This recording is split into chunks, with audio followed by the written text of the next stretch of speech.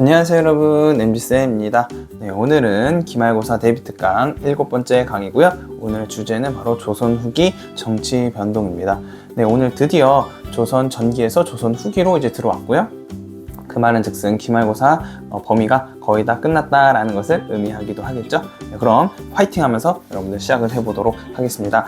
자, 우선 조선 후기의 정치 변동을 세 가지 측면에서 우선 살펴볼 것입니다. 첫 번째는 최고 정치기구의 변화, 그다음에 두 번째는 군사제도, 그다음에 세 번째는 조세제도에 대해서 우리가 한번 살펴보도록 하겠습니다.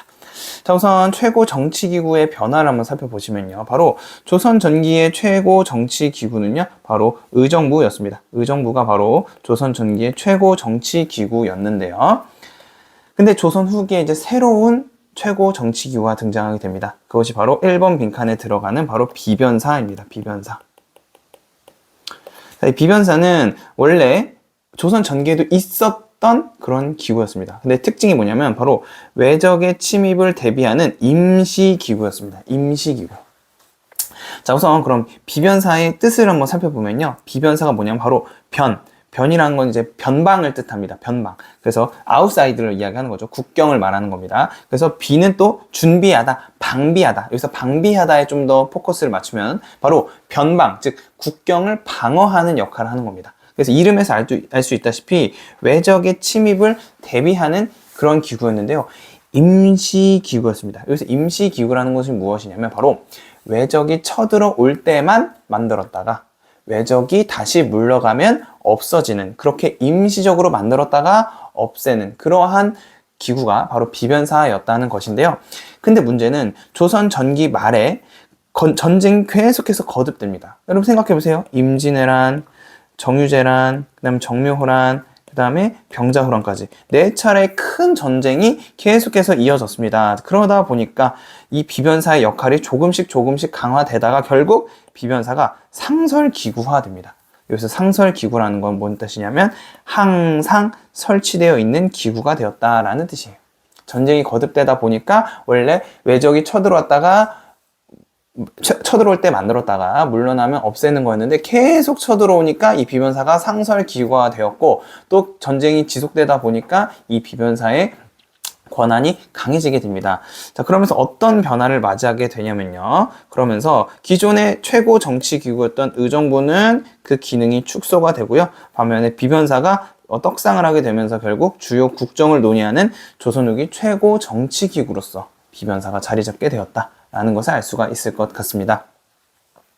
자, 그럼 좀 오른쪽으로 오셔가지고요. 비변사의 위상 강화에 대한 사료를 한번 보시도록 하죠. 자, 여기 보시면 요즘 큰일이건 작은일이건 모두 비변사에서 모두 다룬다. 그래서 보시면 여기 나와있듯이 의정부는 한갓 이름뿐이고 육조는 할 일이 없다. 그래서 이름을 보면 변방을 방비, 국경을 방어하는 것이라고 하지만 요즘에는 과거 시험이나 왕비의 간택까지도 모두 여기서 처리한다. 즉 비변사가 조선 후기에 최고 정치기구로서 자리 잡은 것을 우리가 확인할 수가 있는 것입니다. 자, 이제 조선 전기에서 후기로 넘어오면서 최고 정치기구의 변동에 대해서 살펴봤고요. 이제 다음으로는 군사제도의 개편에 대해서 한번 살펴볼 수 있도록 하죠. 자, 우리 우선 군사제도의 특징을 보시면요. 군사제도라고 하면 크게 두 가지로 나눌 수가 있습니다. 첫 번째는 여기 있는 중앙군으로 나눌 수 있고요. 그 다음 두 번째는 지방군으로 나눌 수가 있습니다. 자, 중앙군은 뭐 하는 아이들이냐면요. 바로 수도, 그 다음에 왕을 지키는, 그리고 수도 인근을 지키는 군대고요. 지방군은 그 외의 나머지 지역을 지키는 애들을 우리가 지방군이라고 합니다. 자, 그럼 우선 중앙군과 지방군이 조선 후기에 각각 어떻게 운영되었는지 한번 살펴볼 수 있도록 하겠습니다. 우선 중앙군 같은 경우는요, 바로 적어볼게요. 5군형 체제로 운영이 됩니다. 5군형. 여기 숫자 5가 있는 거니까 뭔가 5개라는 것이겠죠? 자, 그래서 밑을 살펴보면, 자, 5군형은 조선 후기 및 조선 후기의 수도, 그리고 그 외곽을 방어하기 위해서, 그리고 수도에 살고 있는 왕을 지키기 위해서 설치되었던 5개의 군형을 말합니다. 여기서 군형은 여러분들이 5개의 부대다라고 이해하셔도 충분합니다. 자, 그럼 5군형에 무엇이 있었는가 한번 살펴보면요. 바로 훈련도감, 어영청, 총융청, 수어청, 금이형, 이렇게 5개를 우리가 중앙군 5군형이다라고 이야기를 합니다. 되셨죠? 다음은 지방군으로 살펴볼 수 있도록 하겠습니다. 자, 지방군 같은 경우는요, 바로 소고군을 창설했는데요. 이 소고군에는 두 가지 특징이 있었습니다. 자, 첫 번째는요, 바로 양반부터 천민까지 포함되었다라는 것이 첫 번째 특징이고요. 그 다음에 두 번째로는 평상시엔 생업에 종사하다가 이제 관리들로부터 훈련을 받다가 이제 적이 침입하면 전투를 한다. 그래서 평소에는 이제 생업에 종사했다가 이제 군사훈련을 받고 그 다음에 적이 쳐들어오면 그때 이제 동원되는 지금의 예비군 제도와 비슷하다라고 보시면 되겠습니다. 되셨죠? 그래서 여기 5군형이 있는 겁니다. 여기 훈련도감, 총융청, 금유형, 수어청, 어영청이 수도와 그 인근을 지키고 있다. 이렇게 보시면 되겠습니다. 자, 다음으로 조세제도의 개편을 보겠습니다. 오늘 수업에서 이게 제일 중요한 부분이다 라고 할 수가 있는데요. 자, 조세제도에는 크게 요 조세라는 것은 즉 세금을 말하는 건데요.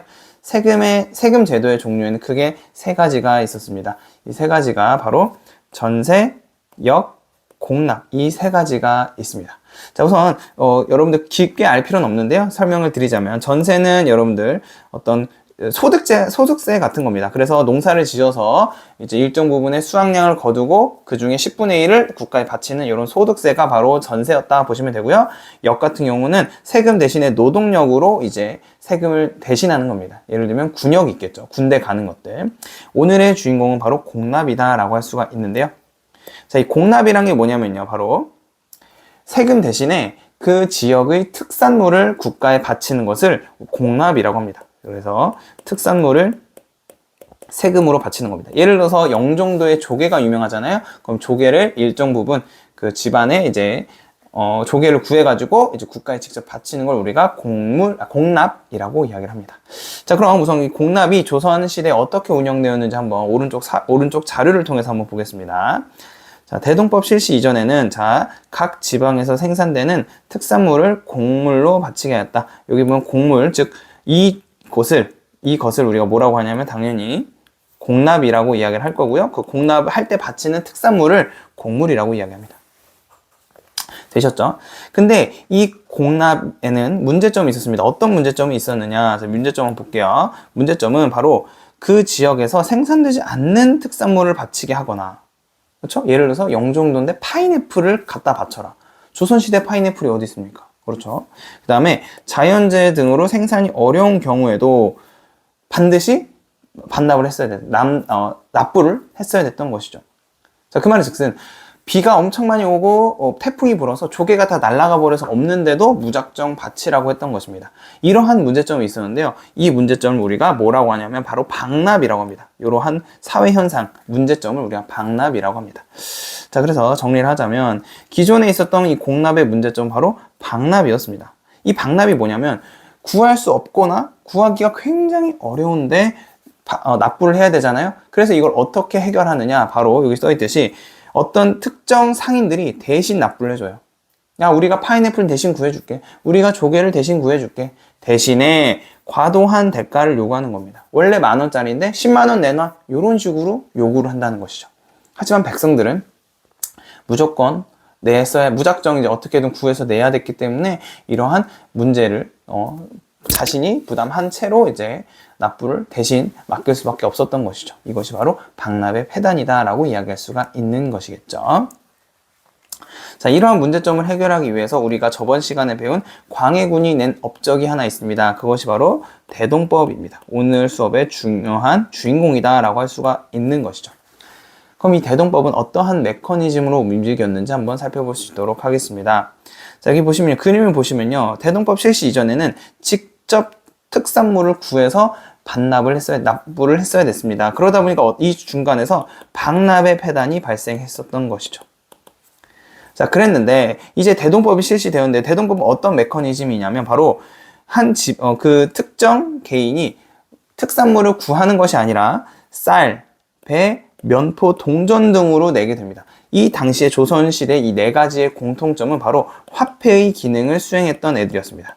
돈의 역할을 했던 것이죠. 자, 그래서 이 쌀, 배, 면포, 동전을 국가에 납부하게 됩니다. 기존에는 특산물을 냈었는데 이제는 화폐 역할을 할 수 있는 것들로 대신 납부를 합니다. 대신에 정부에서도 어떤 조개가 필요할 것이고 곶감이 필요하겠죠? 그럼 그것을 누구한테 심부름을 시키느냐? 바로 공인이라는 집단에게 심부름을 시키게 됩니다. 그럼 공인은 이 물품 대금을 가지고 상인들에게 가서 물품 대금을 주고 그 대신에 상품을 받게 됩니다. 그럼 그 상품을 다시 정부에 내게 되는 것이죠. 자, 이 과정에서 어떤 상황이 발생하게 되느냐? 바로 보시면은, 자, 우선 물품 대금이라는 것은 화폐라고 할 수가 있겠죠. 그래서 화폐를 공인이 상인들에게 냅니다. 그렇다면 이 상인과 수공업자들은 상품을, 물품이 결국 상품이죠. 이 상품을 공인에게 주게 됩니다. 이 과정에서 상품과 화폐가 계속해서 원활하게 계속해서 교류가 되는 이러한 상황이 펼쳐지게 됩니다. 이것을 우리가 상품 화폐 경제 체제다라고 이야기합니다. 다시, 상품과 화폐가 원활하게 교류가 되는 이러한 경제 체제를 우리가 상품 화폐 경제 체제다라고 하는 것이고, 대동법으로 인해서 결국 상품 화폐 경제가 발달하게 되었다. 이렇게 이야기할 수가 있는 것이겠죠. 정리해 보도록 하시죠. 자, 정리해 보시면, 자, 대동법 실시 이후에는 정부는 특산품 대신에 쌀배, 면포, 동전 등을 부과하였고, 근데 이것들은 실제로 그 이전에 조선시대의 화폐 역할을 했던 애들이었고요. 대신 물품이 필요하겠죠? 그 물품은 누구한테 조달을 시켰다? 바로 공인에게 맡겼다. 그러면서 이 공인이 물품 대금을 가지고 상품과 교환하면서 결국 상품 화폐 경제가 발달하게 되었다라는 것을 우리가 알 수가 있는 것이겠죠. 자, 이제 대동법 내용 정리하고 마무리할 수 있도록 하겠습니다. 자, 대동법의 영향으로 누가 등장했죠? 심부름꾼인 공인이 등장하게 되었고, 그로 인해서 상품 화폐 경제가 발달하게 되었다. 이거 이번 시간에 이제 정리한 내용이고요. 자, 이걸로 인해서 농민들의 부담이 감소됐죠? 왜? 박람회 폐단을 해결했기 때문입니다.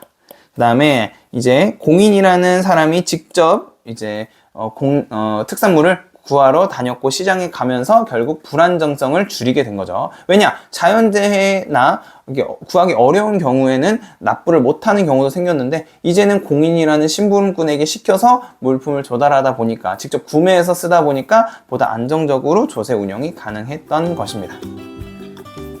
네, 이렇게 해가지고 오늘 조선 후기의 정치 변동에 대해서 배웠습니다. 대동법 내용이 상당히 어렵습니다. 그렇기 때문에 여러분들이 복습을 철저하게 해 주셔야 될 것 같고요. 네, 복습 철저히 하시고 우리는 다음 강의에서 만나뵐 수 있도록 하겠습니다. 여러분들 안녕.